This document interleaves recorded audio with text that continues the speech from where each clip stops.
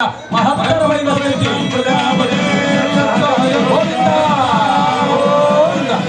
అందరూ జ్యోతులకి దండం పెట్టండి.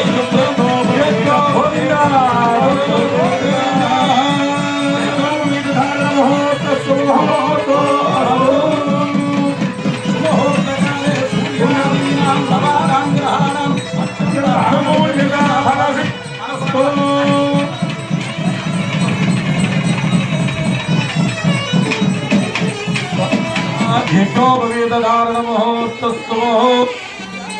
అస్తు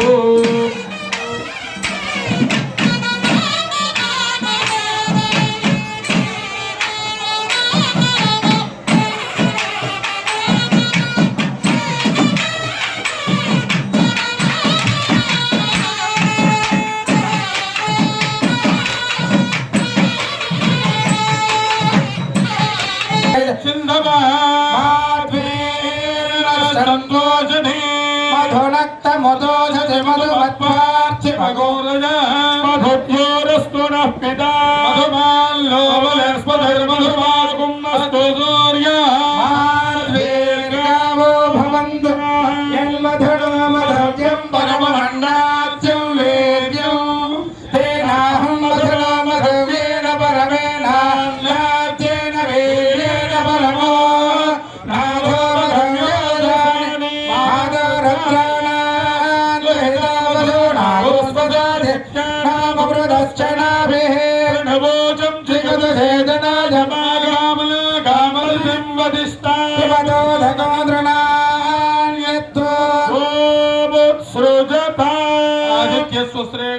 మధుపర్కప్రాసన జరిగింది.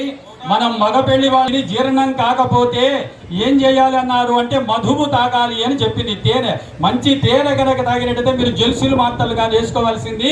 తేనె తాగినట్టయితే మీకు ఏ రకమైన ఇబ్బంది ఉండదు అని ఆ మంత్రానికి అర్థం. అంటే సత్వగుణం, రజోగుణం, తమోగుణం. తమోగుణం ఉన్నటువంటి వాడు ఏం చేస్తాడంటే ప్రపంచంలో నన్ను మించిన వాడు లేడు అనుకుంటాడు. రజోగుణం వాడు రాజులాగా పూజించాలి అనుకుంటాడు. సత్వగుణం కలిగిన వాడు అందరూ బాగుండాలి అనుకుంటాడు. ఇదే విధముగా మనందరికీ సత్వగుణం కలగడానికి మధుపర్కప్రాసన జరిగింది.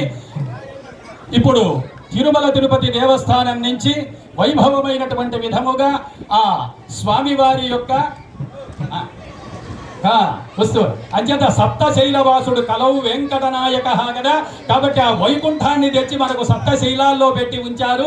అంచేత ఆ కలియుగ దైవమైన ఆ వెంకటేశ్వర స్వామి వారు ఆయన ఒక్కసారి వెంకటేశ్వర స్వామి వారు వెనక్కు తిరిగి చూసుకున్నారట. ఓ కృతయుగంలో నరసింహస్వామి కదా వచ్చింది, నరసింహస్వామి కళ్యాణం కదా అని మనం కూడా అనుకుంటాం. నెమరు వేసుకున్నాం ఒక్కసారి మన జీవితాన్ని అని. అలా వెంకటేశ్వర స్వామి వారు తలుచుకున్నారు. దానికి తగిన విధంగా ఆ 7 కొండల వాడు సప్తశైలవాసుడు దేవదేవోత్తముడు దేవతా సార్వభౌముడు చతుర్దశ భువనాధీశ్వరుడు అఖిలాండకోటి బ్రహ్మాండ నాయకుడు తత్వాతీతుడైన సప్తశైలవాసుడైన వెంకటేశ్వర స్వామి వారి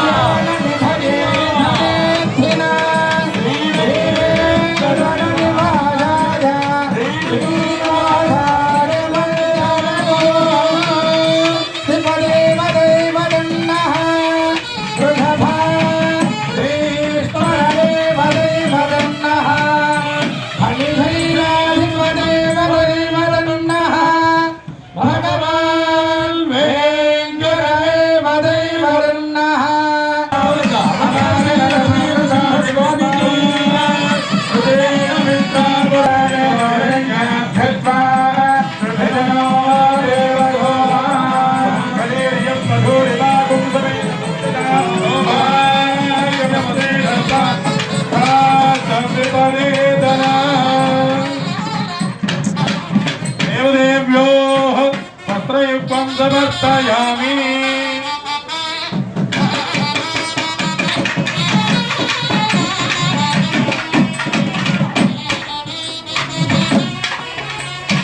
ఇప్పుడు ఒక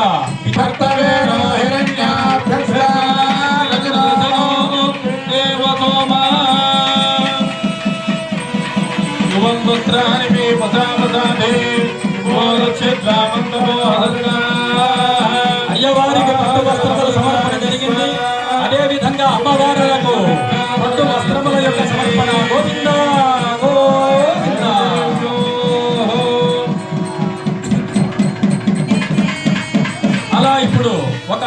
అద్భుతమైన సన్నివేశం జరుగుతూ ఉన్నది. స్వామివారు అంటున్నారు, నాకు మంచి అమ్మాయిని అన్వేషించి రావండి అని 4 పెద్దలను పంపిస్తున్నారు. 4 ఎందుకు అన్నారు? 4 వేదాలు, ఋగ్వేదము, యజుర్వేదము, సామవేదము,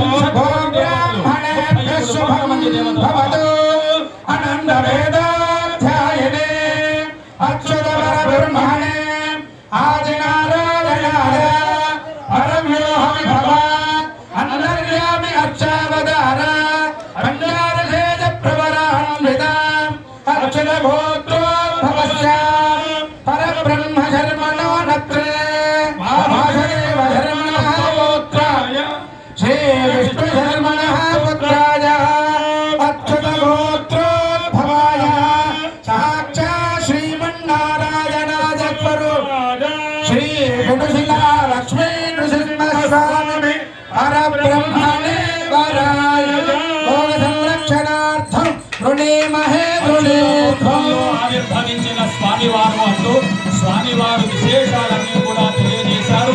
ముత్తాత గారు పరబ్రహ్మ శర్మ గారు, తాతగారు వాసుదేవ శర్మ గారు, తండ్రి గారు విష్ణు శర్మ గారు, మహానుభావుడు చతుర్దశ భువనాధీశ్వరుడు, అఖిలాండ కోటి బ్రహ్మాండ నాయకుడు, తత్వాతీతుడైనటువంటి లక్ష్మీ నరసింహస్వామి వారు అంటూ అయ్యవారికి సంబంధించిన విశేషాలన్నీ కూడా తెలియజేశారు. ఆనాడు సమస్త దేవగణమంతా కూడా జయ జయధ్వానాలు చేశారు. జై శ్రీ లక్ష్మీ నరసింహస్వామికి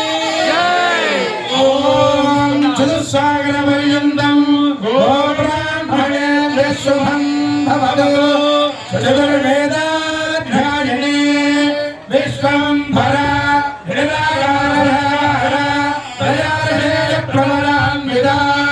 సౌభాగ్యగోత్రోద్భవే విశ్వంభర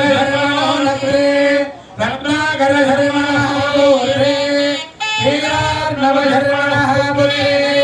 సౌభాగ్యగోత్రోద్భవే విశేషాలు చెప్పారు.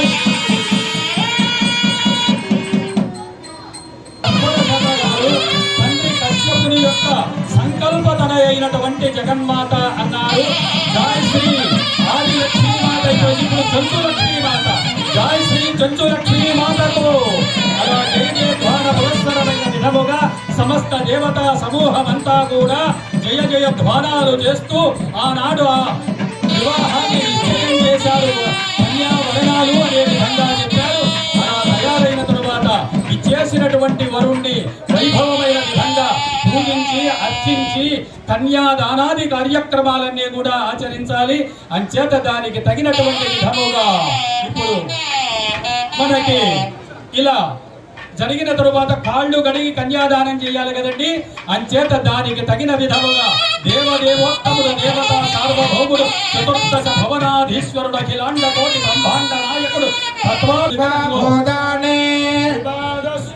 బ్రహ్మ కడిగిన పాదం,